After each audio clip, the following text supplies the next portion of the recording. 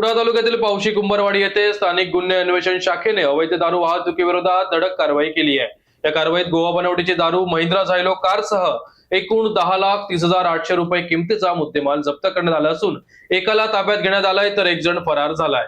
मिळालेल्या माहितीनुसार अक्षय चंद्रशेखर घाडीगावकर वय 24 राहणार रामगड मालवण आणि प्रकाश सुरेश सावंत राहणार कणकवली हे दोघे मध्यरात्री गोवा मुंबई महामार्गावरून महिंद्रा झायलो कारने दारू वाहतूक करत होते।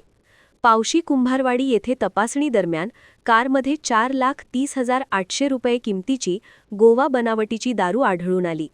यावेळी पोलिसांनी दारूसाठा व 6 लाख रुपये किमतीची महिंद्रा झायलो कार जप्त करत अक्षय घाडीगावकर याला ताब्यात घेतले।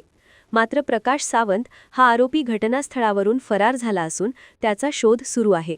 ही कारवाई पोलीस अधीक्षक मोहन दहिकर आणि अपर पोलीस अधीक्षक नयोमी साटम यांच्या सूचनेनुसार पोलीस निरीक्षक प्रवीण कोल्हे यांच्या मार्गदर्शनाखाली पोलीस उपनिरीक्षक भोसले, पोलीस कॉन्स्टेबल अमर कांडर व समजिस्कर यांच्या पथकाने केली।